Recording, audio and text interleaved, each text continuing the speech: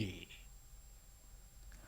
तर पंतप्रधान नरेंद्र मोदी यांनी देशाला संबोधित करताना पहलगाम अटॅक पासून ते शस्त्रसंधीपर्यंत काय काय झालं हे तर सांगितलंच। सर्व सैन्य दलांना मदत करणाऱ्या देशातल्या प्रत्येक यंत्रणेचे आभार मानले, त्यांना सॅल्यूट केला आणि ऑपरेशन सिंदूरचं यश हे देशातल्या प्रत्येक भगिनीसाठी अर्पण केलं। हे सगळं होत असताना पंतप्रधान नरेंद्र मोदी यांनी पाकिस्तानला अगदी स्पष्ट शब्दामध्ये इशारा दिला। 2-3 वाक्य त्यांच्या भाषणातली अत्यंत महत्त्वाची होती पाकिस्तानला दिलेल्या इशाऱ्याच्या दृष्टीनं। ट्रेड आणि टॉक हे एकत्र होऊ शकत नाही। व्यापार, पाकिस्तान बरोबरची बोलणी आणि पाकिस्तान पसरवत असलेला दहशतवाद हे सगळं एकत्र जाऊ शकत नाही। त्यामुळे पाकिस्तानशी याच्या पुढे जर बोलणी होतील तर ती बोलणी दहशतवादाच्या मुद्द्यावर होतील। पाकिस्तानशी यापुढे जर बोलणी होतील तर ती पीओकेच्या मुद्द्यावर होतील, असं स्पष्टपणे पंतप्रधान नरेंद्र मोदी यांनी जगासमोर सांगितलंय। पंतप्रधान नरेंद्र मोदी यांच्या भाषणाचे आणखीन काय काय अर्थ निघतात, ज्या सैन्य दलांचे त्यांनी आभार मानले त्या सैन्य दलांसाठी हे भाषण किती महत्त्वाचं आहे, या सगळ्याबद्दल बोलायचं आणि त्यासाठी आता माझ्यासोबत आहेत निवृत्त एअर व्हाईस मार्शल नितीन वैद्य सर। वैद्य सर, पुन्हा एकदा स्वागत आहे आपल्या एनडीटीव्ही मराठीमध्ये। धन्यवाद।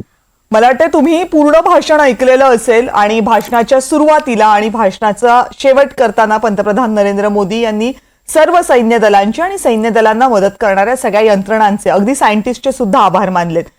जेव्हा तुम्ही लष्करी अधिकाऱ्याच्या नजरेतून या भाषणाकडे पाहता अशा तणावाच्या पार्श्वभूमीवर, त्यावेळेस एका लष्करी अधिकाऱ्यासाठी या भाषणाचे काय अर्थ आहेत? डॉक्टर कविता, हे भाषण प्रधानमंत्रींनी इतकं स्पष्ट दिलं आणि इतकं उत्स्फूर्तीने दिलं की आम्ही माजी सैनिक म्हणून आमचा ऊर अभिमानाने भरून येण्यासारखं आहे। ते त्यामध्ये खूप टेकअवेज आहेत, लष्करासाठी आहेत पण सामान्य जनतेसाठी सुद्धा आहेत। त्यांनी एक व्यापक अशी भूमिका आपली सांगितली, ज्यामध्ये त्यांनी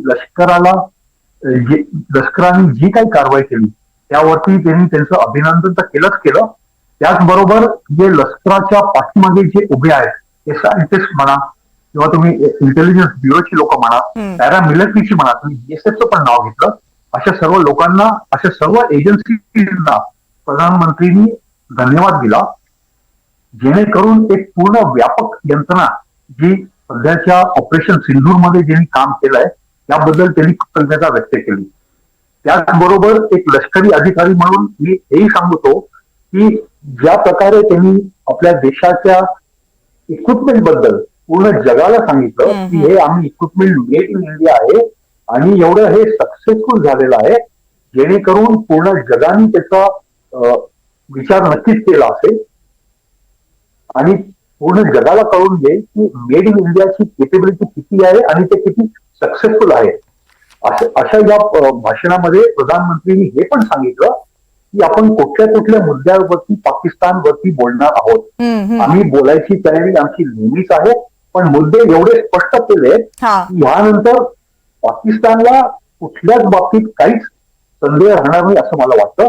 पहिलं होतं की आतंकवादी आणि दुसरं होतं की आम्ही बोलणार आहे तर आम्ही पाक ऑक्युपाईड जम्मू काश्मीर वरती पण बोलणार आहे आणि ह्याच 2 मुद्द्यांवरतीच आपण पाकिस्तान बरोबर इतक्या वर्षापासून त्यांना सांगण्याचा प्रयत्न करतोय की आपण ह्या मुद्द्यावरती बोलू आणि ते काय बोलायला तयार नव्हते। त्यामुळे आता जेव्हा हे एवढं स्पष्ट केलेलं आहे प्रधानमंत्रींनी, मला वाटतं की आता जे काही पुढे आपली बोलण्याची स्थिती होणार आहे पाकिस्तान बरोबर, हे 2 मुद्दे सगळ्यात पुढे राहणार आहेत आणि जोपर्यंत हे मुद्दे पुढे जात नाही तोपर्यंत आपण बाकी कुठल्याच बाबतींवर बोलणार नाही। जसं तुम्ही म्हणालात की ट्रेड वरती बोलणार नाही, आपण त्याच्यानंतर टॉक्स वरती बोलणार, टॉक्स करणारच नाही, ट्रेड करणार नाही आणि पाण्याचं पण आपण त्याच बरोबर टेररिस्ट आणि वॉटर, ज्याच्यामध्ये टेररिस्ट ब्लड आपलं सांगतात त्यामुळे आपण वॉटर आणि ब्लड हे दोन्ही एकत्र येणार नाही। अशा या मुद्द्यांवरती एवढं स्पष्ट वाक्य प्रधानमंत्र्यांनी सांगितलेलं आहे हे। आणि प्रधानमंत्र्यांनी तुम्ही बघा फक्त भारताला संदेश दिला नाहीये, पूर्ण जगाला सुद्धा त्यांनी सांगितलंय की आम्हाला शांती पाहिजे, we are ready to talk but talks have to be done on basis of mutual understanding and respect. आणि त्या पाकिस्तान स्पेसिफिक त्यांनी सांगितलं की we will talk on terrorism आणि आपण पाकिस्तान ऑक्युपाईड जम्मू अँड काश्मीर या दोन गोष्टींवरती नक्कीच बोलणार. सर म्हणजे जेव्हा पंतप्रधान बोलत होते तर साधारण भाषणाचा जेव्हा मध्य आला होता त्यावेळेस त्यांनी अत्यंत आक्रमक भूमिका घेत 3 मुद्दे मांडले. ते 3 मुद्दे हे होते की भविष्यामध्ये आमची दिशा काय असेल. त्यातला पहिला मुद्दा त्यांचा हा होता की जेव्हा केव्हा पाकिस्तान आतंकवादी हमला करेल भारतावर त्यावेळेस पाकिस्ताननं हे लक्षात ठेवावं की त्यानंतरचं आमचं उत्तर हे आमच्या पद्धतीनं असेल. आम्हाला वाटेल त्या पद्धतीनं आम्ही त्या दहशतवाद्याचा खात्मा करू. हे आत्ताही आपण दाखवलेलं आहे. पण त्याच्या पुढचा जो मुद्दा होता तो फार स्पेसिफिक होता आणि तो शब्दही फार स्पेसिफिक होता. न्यूक्लिअर ब्लॅकमेल सहन करणार नाही. पाकिस्तान कायम आपण अण्वस्त्रधारी देश आहोत याचा आधार घेऊन त्याच्या पाठीमागे राहून कायम आपल्या कारवाया करत आलेला आहे. कायम हे म्हणत राहिला की दहशतवादाने आम्हाला सुद्धा पोखरलेलं आहे आणि दुसरीकडे कारवाई करायला गेल्यावर आपण अण्वस्त्रधारी देश आहोत याचं एक प्लॅकार्ड घेऊन उभं राहायचं. आता मात्र हा इशारा स्पष्ट आहे की तुम्ही अण्वस्त्रधारी देश आहात, याच्या आडून काय वाटेल ते कराल, ते सहन केलं जाणार नाही. मला वाटते कुठल्याही राष्ट्राच्या प्रमुखांनी अशा प्रकारचा मुद्दा जाहीरपणे मांडण्याची कदाचित ही पहिली वेळ असावी. निश्चित डॉक्टर कविता, हे जे न्यूक्लिअर ब्लॅकमेल प्रधानमंत्री म्हणलं, प्रधानमंत्र्यांनी सांगितलं आम्ही सहन करणार नाही, एवढी स्पष्टता कधीच कुठल्याच प्रधानमंत्रींनी ह्या अगोदर केली नाही. आणि तुम्ही बघाल की 22 एप्रिल नंतर जेव्हा पेहलगाममध्ये आतंकवाद्यांनी जे केलं ते केलं, त्याच्यानंतर 7 मे जोपर्यंत आपण ऑपरेशन सिंधू लॉन्च केलं नाही तोपर्यंत पाकिस्तानच्या असेंब्लीमध्ये बरेच मंत्र्यांनी न्यूक्लिअर असा शब्द वापरत गेले, जेणेकरून त्यांना असं वाटलं की असा शब्द वापरला तर इतक्या वर्षापासून जे आपण न्यूक्लिअरचा वापर करून भारताला घाबरवण्याचा एक प्रयत्न करत होतो तो आता आपण एकदम स्पष्ट केलाय की तुम्ही न्यूक्लिअर असाल, त्याची तुम्ही वाटता जरी केली तरी आम्ही त्याबद्दल काही दखल घेणार नाही. आम्हाला जे करायचंय ते आम्ही करणार. जे म्हणजे काय की टेररिस्ट आणि पीपल सपोर्टिंग टेररिझम म्हणजे पाकिस्तानचं एस्टॅब्लिशमेंट जे आर्मी आहे त्याला आपण 2 वेगळे एंटिटीज आहेत असं मानणार नाहीये. जिथे टेररिझम जिथून होतो तिथे ते एस्टॅब्लिशमेंट पण आपण एकच असं मानणार आहे आणि अशा या एस्टॅब्लिशमेंटच्या पाठीमागे आपण जाणार आहे. मग ते कुठेही त्याचे लपलेले असतील, त्यांचे अड्डे असतील, त्यांचे हेडक्वार्टर्स असतील, त्यांचे लोक असतील, त्याच्यावरती कारवाई करायला आपल्याला पूर्णपणे मुभा आहे. आणि प्रधानमंत्रींनी 2 जागेची नावं घेतली, त्या भावलपूर आणि दुसरं आहे मुरीदके. या दोन्ही जागांमध्ये आपण टेररिस्टचे कॅम्प्स आणि हेडक्वार्टर्स आणि लोक हे सगळे मारले गेले. तर आपण हे परत करू आणि जरूर पडली तर अजून आत जाऊन करू, जर तुम्ही अजून आतमध्ये कॅम्प्स बनवले, अशी एवढी स्पष्ट भूमिका प्रधानमंत्रींनी केलेली आहे. त्यामुळे मला असं प्रामाणिकपणे वाटतं की हा मेसेज पाकिस्तानला तर दिलाच आहे पण पूर्ण जगाला एक मेसेज आहे, जेणेकरून जर आपले शेजारी किंवा आपल्या शेजारच्या थोडंसं दूर जरी असले आणि ते जर असा विचार करायचा प्रयत्न केला तर भारत त्यांच्या विरुद्ध काय कारवाई करेल ही स्पष्ट भूमिका भारताने एक आणि मला वाटतं जगाच्या दृष्टीनं ही भूमिका कायम महत्वाची ठरेल. एस्पेशली जर आपण या पंतप्रधानांचं भाषण व्हायच्या आधीची अमेरिकेच्या राष्ट्राध्यक्षांचं जर भाषण आपण ऐकलं तर त्याच्यामध्ये प्रामुख्याने या गोष्टीचा उल्लेख होता की दोनही अण्वस्त्रधारी देश आहेत, त्याच्यामुळे आम्ही मध्यस्थी केली आणि मग हा सगळा वाद सोडवला असं त्यांचं म्हणणं होतं. पण अमेरिकेचे अध्यक्ष डोनाल्ड ट्रम्प यांनी जेव्हा हे म्हटलं होतं त्यावेळेस त्यांनी हेही म्हटलं होतं की आमचा व्यवहार, आमचा व्यापार हा पाकिस्तान सोबत सुद्धा आहे, आमचा व्यापार हा भारतासोबत सुद्धा आहे आणि आम्ही दोन्ही देशांना हे सांगितलं. याचा अर्थ एका पद्धतीनं किंवा एका तऱ्हेनं आपण असं म्हणूया अगदी स्पष्ट शब्दात न बोलता त्यांनी भारत आणि पाकिस्तानला हे सांगायचा प्रयत्न केला की आम्ही तुमच्यासोबत मोठे व्यापारी पार्टनर आहोत, त्यामुळे तुम्ही दोघांनी जर आमचं ऐकलं नाही तर पुढचे परिणाम काय होतील त्याला तयार राहा असं सांगण्याचा प्रयत्न केला होता. पण त्यानंतर जवळपास तासाभरामध्ये जेव्हा पंतप्रधान नरेंद्र मोदी यांचं भाषण झालं त्यावेळेस त्यांनी अगदी स्पष्टपणानं सांगितलं टेरर आणि टेरर आणि ट्रेड आणि खून आणि पाणी हे सगळं एकत्र जाणार नाही. आता याच्यामधला टेरर आणि ट्रेड हा खूप महत्वाचा मुद्दा आहे. बाम सर, जेव्हा जेव्हा 2 देशांमधली चर्चा होते तेव्हा ग्लोबलायझेशनच्या जगामध्ये त्या 2 देशांमधला व्यापार हा खूप महत्वाचा ठरतो. मग ती चर्चा कोणत्याही पातळीवर असू देत, जेव्हा अशा प्रकारचे लष्करी तणाव निर्माण होतात त्यावेळेस हा विचार केला जातो की त्या 2 देशांमधला व्यापार नेमका काय आहे. पण भारतानं यावर स्पष्टपणे फुल्ली मारलेली आहे. आज पंतप्रधानांच्या भाषणातनं तरी हेच दिसते. आपण पाहिलं प्रधानमंत्रींनी जे भाषण केलं होतं 22 मिनिटं, त्यांची बॉडी लँग्वेज पहा, त्यांचे मुवमेंट ऑफ हँड्स पहा, हे खूप क्लिअर मेसेज होता आपल्या देशवासींसाठी आणि पूर्ण जगासाठी. आपण पाहिलं की कशा प्रकारे ते बोलले. आणि जसं तुम्ही उल्लेख केला डोनाल्ड ट्रम्पचं एक रिलीज झालं होतं त्याचं सांगितल्याबद्दल की आम्ही मध्यस्थता केली, आम्ही दोघांना सांगितलं परमाणु युद्ध संपवायचा, आम्ही पूर्ण कारवाई केली, आमच्यामुळे थांबलं. आणि मी सांगितलं त्यांना की मी तुमच्याशी बरोबर ट्रेड करणार आहे आणि तुमच्याशी दोघांची मी ट्रेड करणार आहे. डोनाल्ड ट्रम्पची सवय आहे चेस्ट थम्पिंग आणि ग्रँड स्टँडिंग, ही त्यांची स्ट्रॅटेजी आहे. पण जे बोलतात आणि जी असलियत असते ह्याच्यामध्ये खूप फरक आहे. मी ठामपणे सांगू शकतो ह्याच्यातलं असं काहीही झालेलं नाही. आपण जर का पाहिलं की कशा प्रकारे वाटचाल झाली, जेव्हा पाकिस्तानला कळलं 3 दिवसामध्ये की आता आपली गत्यंतर नाही, आपली खैर नाही, तेव्हा ते धावले आणि त्यांना क्लिअर टर्म मध्ये अमेरिकेने सांगितलं की तुम्ही जाऊन भारताशी बोला, तुमच्या डीजीएमओला सांगा की भारताच्या डीजीएमओशी संवाद साधेल आणि रिक्वेस्ट करेल फॉर सीज फायर. आपण तेव्हा त्यानंतर पाहू. भारताचं उत्तर पण एकदम चोख होतं की आम्ही कधीच म्हटलं नव्हतं, आमचा जो स्टेटेड एम होता आणि उद्देश होता की आम्ही टेररिस्ट कॅम्पला आपण उद्ध्वस्त करणार आहोत, त्यामुळे आपण केलं. आता तुम्हाला जर का तुम्ही थांबले तर आम्ही थांबायला तयार आहे. आणि जसं तुम्ही उल्लेख पण केला, terror and talks, terror and trade and पाणी आणि रक्त हे बरोबर वाहू शकत नाही. टेरर आणि ट्रेड बरोबर होऊ शकत नाही. वॉज अ क्लिअर इंडिकेशन आणि मेसेज जितके लोकांनी काय काय बोलले होते याच्याबद्दल सांगायला की भारत ठाम आहे. भारत पूर्वीसारखा नाही राहिला. भारत पूर्वीचा आणि भारत आजचा याच्यामध्ये खूप फरक आहे. भारतावरती कोणीही प्रेशर आणू शकत नाही. पण आजचा क्लिअर मेसेज होता प्रधानमंत्रींचा. आणि आपण नोटीस केलं की जितके काय काय ते वक्तव्य त्यांनी दिलं होतं लढाई सुरू व्हायच्या आधी की I will pursue to the end of the earth और मैं मिट्टी में मिला दूंगा, हे सगळे तंतोतंत खरे ठरलेत. आणि पाकिस्तानला 3 दिवसामध्ये आपल्या साष्टांग नमस्कार घालायला लावलाय. हे जे कारवाई झाली आहे आणि आजचं स्पीच वर्ल्ड बॉडीसाठी एक मिसाल आहे की एक देश जेव्हा ठरवतं की मी काय करायचंय तेव्हा तो काय करू शकतो.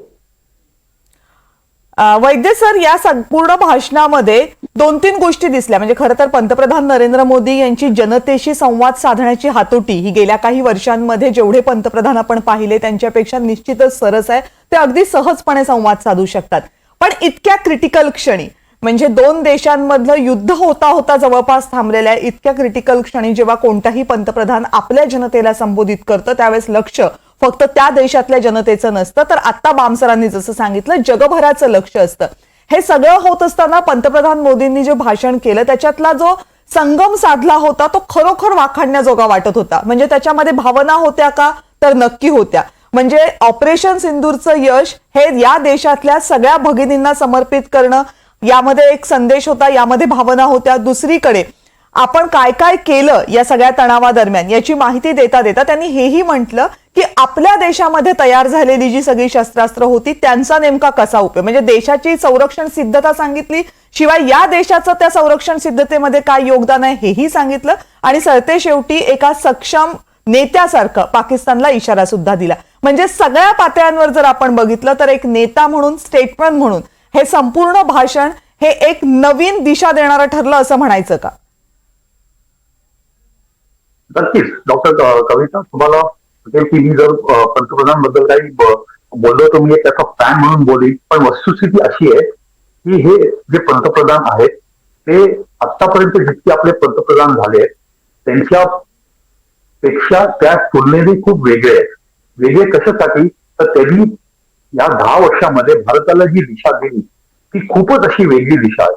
मग यामध्ये तुम्ही आर्थिक म्हणा, तुम्ही मिलिटरी म्हणा, तुम्ही वर्ल्ड डिप्लोमसीच्या लेवलवरती म्हणा, आज तुम्ही कुठल्याही देशाकडे जाल तर जेव्हा तुम्ही म्हणाल की तुम्ही भारताकडनं आले आहात तर त्यांना एक वेगळाच असा अभिमानाने ते आपल्याकडे बघतात. आणि आपण सुद्धा 15 वर्षापूर्वी एखाद्या देशामध्ये गेलो आणि तिथे आपल्याला जसं ज्या प्रकारे आपल्याकडे ते बघायचे त्यांचा दृष्टिकोन तेव्हा आणि आता हा खूप वेगळा होता. त्यामध्ये मला वाटतं की जी दिशा प्रधानमंत्रींनी आपल्या देशाला दिलेली आहे, मग ती सायंटिफिक आहे, मिलिटरी आहे, इकॉनॉमिक आहे, डिप्लोमॅटिक आहे, ती खूप अशी वेगळी आहे, जेणेकरून भारत एक सशस्त्र असा देश जगभरामध्ये येतोय. आणि प्रधानमंत्रींनी आपल्याला बराच वेळा सांगितलं की we are the ones who are going to lead the world in the next few years, आणि we have to take this responsibility. जेणेकरून तुम्ही बघा त्यांचा पूर्ण जगामध्ये भारताला कुठली प्रतिमा द्यायची आहे तो दृष्टिकोन कळून येतो. आणि असा हा दृष्टिकोन जेणेकरून ते भारताला देशात पूर्ण जगामध्ये नंबर 1 बनवण्याचा प्रयत्न करतायत. हा खूपच असा वेगळा असा दृष्टिकोन आहे, तो आतापर्यंत कुठल्याच प्रधानमंत्रींनी आपल्याला दिला नव्हता. तेव्हा मी त्यांच्याबद्दल काही जास्त बोललो तर तुम्हाला वाटेल की मी फॅन म्हणून बोलतोय, पण वस्तुस्थिती अशी आहे, एक मिलिटरी माणूस म्हणून, की मिलिटरीच्या संदर्भामध्ये बोलायचं झालं तर जे प्रधानमंत्रींनी जे एनकरेजमेंट दिलेली आहे प्रत्येक चांगल्या चांगल्या घटनेमध्ये, चांगल्या चांगल्या दिवशी जाऊन, मग ते 31 डिसेंबर असेल किंवा दिवाळी असेल, त्यांनी पूर्ण फॉरवर्ड एरियामध्ये जाऊन सैनिकांबरोबर ती सर्वे केलेली आहे आणि अनेक वेळा केलेली आहे. सैनिकांना त्यांनी जे शस्त्र दिले आहे, जे डेव्हलपमेंट त्यांना दिलेली आहे, जे त्यांना फ्रीडम जे दिलेली आहे, प्रॅक्टिकल फ्रीडम जी दिलेली आहे ती खूप वेगळी आहे. त्यामुळे मला एक सैनिक म्हणून खूप अभिमान वाटतो की आपल्याला आपल्या देशामध्ये असे पंतप्रधान आपल्याला लाभले आणि क्रिटिकल जंक्शन मध्ये लाभलेले आहेत. जेव्हा आपली टेस्टिंग होती आणि त्या टेस्ट मध्ये मला वाटतं आपण पुरेपूर जिंकून आलेलो आहे आणि पुढे सुद्धा आपला प्रवास याच मार्गाने चालू राहिला. मध्ये त्यांनी जे नेतृत्व दिले त्यावर तुमचा विश्वास आहे. पण बाम सर, मला तुम्हाला हा प्रश्न विचारायचा आहे. कदाचित गेल्या काही दिवसांमध्ये, रादर शनिवार नंतर हा प्रश्न अनेकांनी उपस्थित केलेला आहे. शस्त्रसंधी झाल्यानंतर बऱ्याच जणांचं, म्हणजे देशभरातली सर्वसामान्य जनता असू देत, संरक्षण क्षेत्रामधले अनेक तज्ज्ञ असू देत, किंवा अगदी आर्मी, नेव्ही, एअरफोर्स मधनं रिटायर्ड झालेले महत्वाचे उच्चपदस्थ अधिकारी असू देत, सगळ्यांच्या मनामध्ये एक प्रश्न होता की जेव्हा भारत इतक्या विन विन सिच्युएशन मध्ये होता त्यावेळेस भारतानं शस्त्रसंधी का केली? भारतानं शस्त्रसंधी करताना काही महत्वाच्या अटी का ठेवल्या नाहीत? भारतानं शस्त्रसंधी करण्याऐवजी पाकिस्तानकडे जो काश्मीरचा भाग आहे, जो पीओके आहे, तो ताब्यात घेण्याचा प्रयत्न का केला नाही? चांगली संधी होती तर ती संधी हातातनं का गमावली? हा प्रश्न वारंवार उपस्थित केला जातो. त्याचा रोख अर्थातच पंतप्रधान नरेंद्र मोदींकडे होता. या भाषणामधनं नरेंद्र मोदी यांनी त्याचं उत्तर दिलंय. बिलकुल, जसं तुम्ही म्हणाला की सामान्य माणूस किंवा जसं म्हणतो आपण मॅन ऑन द स्ट्रीट, त्याची भावना होती की आता सुरू केलं होतं, आपल्याला चांगली संधी होती की आपण हे कम्प्लीट टास्क करून पाकिस्तानचं जितकं इन्फ्रास्ट्रक्चर होतं त्याला डिस्ट्रॉय केलं असतं. पण आपण आज पाहिलं, प्रधानमंत्रींनी पुन्हा अनइक्विव्होकल मेसेज दिला आहे की आमचा जे उद्देश होता, आमचा जो ध्येय होता, आमचा एम आपण जो बाळला होता आणि एंड स्टेट आपण जे ठरवली होती, ते आपण ठरवलं होतं की आपण पाकिस्तानचा टेररिस्ट किंवा आतंकवादी इन्फ्रास्ट्रक्चर नष्ट करायचा. त्यांचे ट्रेनिंग एरियाज असो, त्यांचे शेल्टर्स असो, त्यांचे आकाश असो, आणि तो आपण ऑलरेडी अचीव्ह केला होता. आपण पाहिलं की डे 1 पासून आपण हे स्टेट केलं होतं की आम्ही तुमचे टेररिस्ट ऑर्गनायझेशनला हिट केलंय, तुम्ही जर का रिटॅलिएट कराल तर आम्ही आमचे हात मोकळे आहेत. आपण तेव्हाही मिलिटरी एस्टॅब्लिशमेंट, आपण तेव्हाही सिव्हिल एस्टॅब्लिशमेंट वरती हमला नव्हता केला.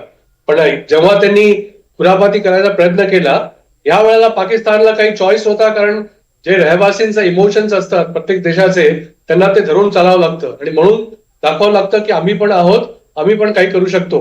पण त्यांची कुवत नव्हती आणि 3 दिवसांमध्ये त्यांनी घुटणे टेकले.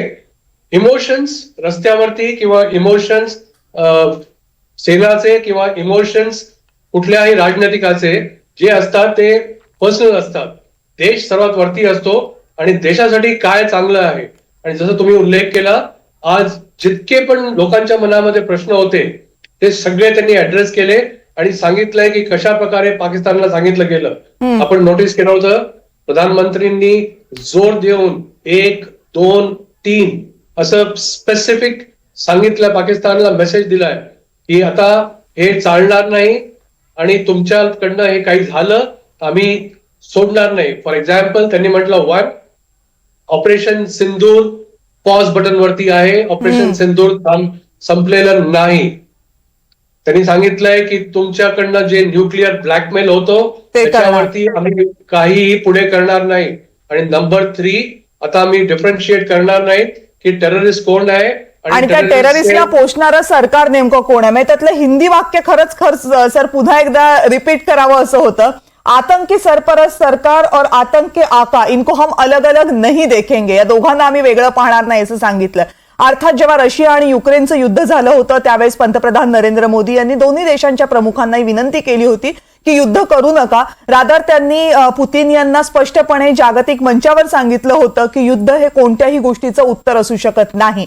तेच पंतप्रधान नरेंद्र मोदी जेव्हा पाकिस्तानशी डील करत होते, पाकिस्तान जेव्हा भारताच्या भूमीवर हल्ले करत होता त्यावेळेस त्यांच्या पुढे ही भूमिका होती की उत्तर कशाला द्यायचं. पंतप्रधान नरेंद्र मोदी यांनी जे भाषण केलं त्या संपूर्ण भाषणाचा रोख इतकाच होता की उत्तर आम्ही आतंकवादाला देतोय. मात्र जर आतंकवादाला पाकिस्तानचं लष्कर आणि पाकिस्तानचं सरकार जर पाठिंबा देणार असेल तर मात्र भारत त्याला सडेतोड उत्तर देईल आणि भारत आपल्या पद्धतीनं उत्तर देईल. हा देश बुद्धाचा आहे, हा देश शांतीचा आहे. मात्र शांतीचा अर्थ दुबळेपणा होत नाही. शांतीचा मार्ग हा शक्तीमधूनच जातो. त्यामुळे जर आम्ही शांत असताना तुम्ही काही करण्याचा प्रयत्न केलात तर मात्र आम्हाला आमची शक्ती दाखवावी लागेल. हा स्पष्ट संदेश पंतप्रधान नरेंद्र मोदी यांनी पाकिस्तानला दिलाय. जगाला जो मेसेज द्यायचा तोही दिलाय. आणि आतंकवादाच्या विरोधातली, दहशतवादाच्या विरोधातली आमची लढाई कायम राहील हे पंतप्रधान नरेंद्र मोदी यांनी फक्त देशाला नाही जगाला स्पष्टपणे सांगितलंय. आपण दोघेही सैन्य दलातले महत्वाचे अधिकारी म्हणून निवृत्त झाला आहात. त्यामुळे आजचा दिवस हा तुमच्यासाठी किती महत्वाचा असू शकतो, आजचे हे शब्द पंतप्रधानांचे तुमच्यासाठी किती ऊर्जा देणारे असू शकतात याची आम्हाला पूर्ण कल्पना आहे. तुम्ही आज दोघेही आमच्या चर्चेमध्ये सहभागी झालात आणि या भाषणाचे अर्थ उलगडून सांगायला मदत केलीत त्याबद्दल आपल्या दोघांचेही मनपूर्वक आभार.